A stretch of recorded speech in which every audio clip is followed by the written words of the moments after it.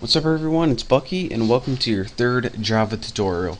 Now in this tutorial I'm going to be showing you guys how to download something called an IDE where we're going to be writing our Java code. So again, there's one more last thing I need you guys to download, I promise, and then we're actually going to start programming Java. So in the last tutorial I showed you guys how to create a program in any notepad or any text editor and how you can run it from your command line.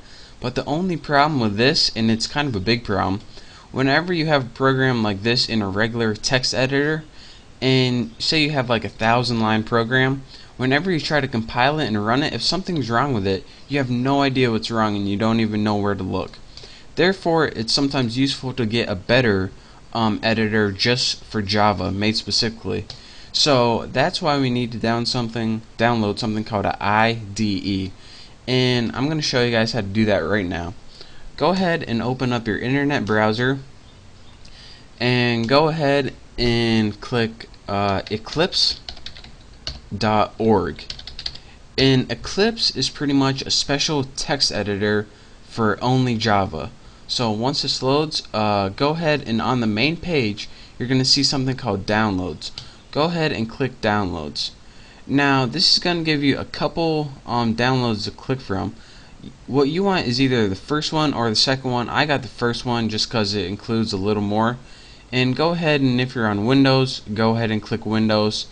And what this is going to do is it's going to download an Eclipse IDE, and that's pretty much a text editor for Java. I'll show you guys what it is in a little bit.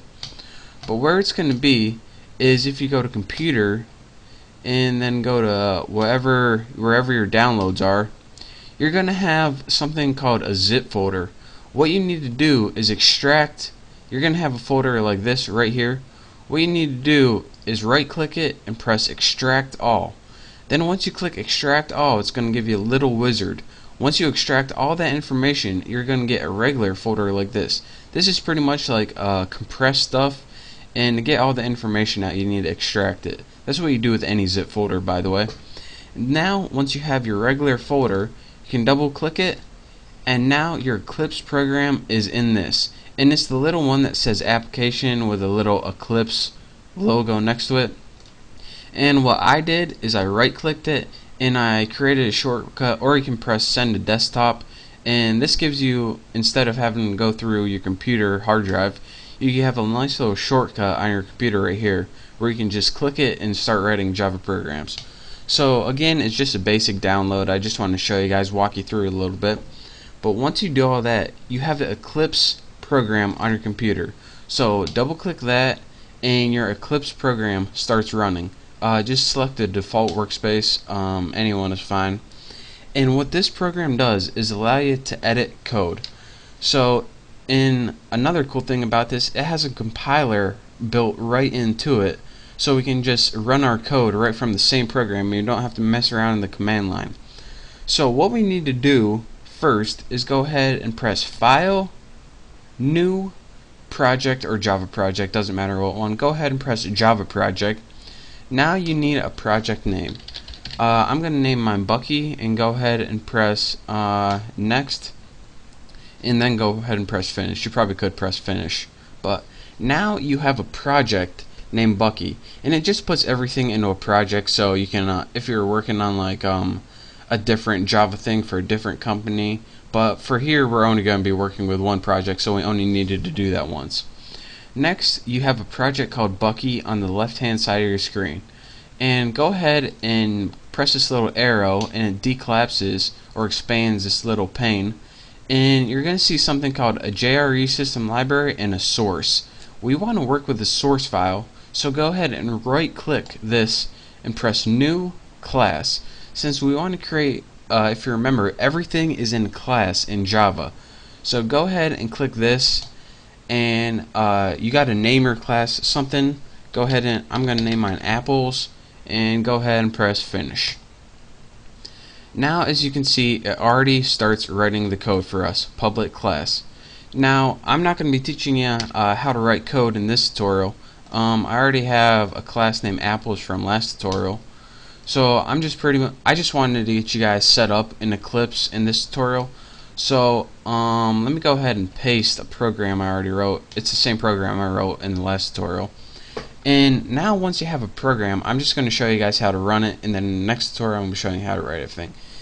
How to run programs in Eclipse. What you do is press this little circle with a triangle in it, and that says run. And if you go ahead and press that, what your program does is just go ahead and run as Java application. Go ahead and click OK, OK, and down here it just runs your program. So that saves you a ton of time from saving it, finding the path, going in the command line. This is about 8,000 times easier than using a command line.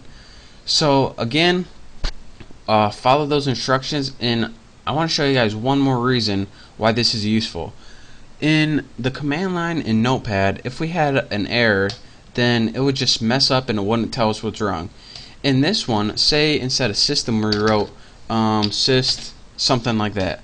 That isn't a valid code, so whenever we try to run this and press OK, it says error exists. And then down here it says, alright, where does it exist? On line 3, right here. So you go 1, 2, 3, here's where your error is. Bam, you know exactly where it is and what you need to fix. So again, Eclipse is a really powerful tool, and that's the last thing I wanted to teach you guys. And now we are finally ready to learn the Java language.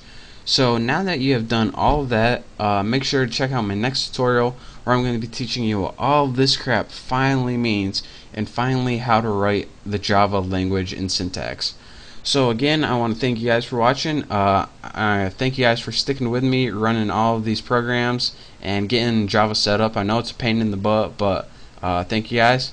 And again, make sure to subscribe to my channel. Thank you guys for watching, and I'll see you next tutorial.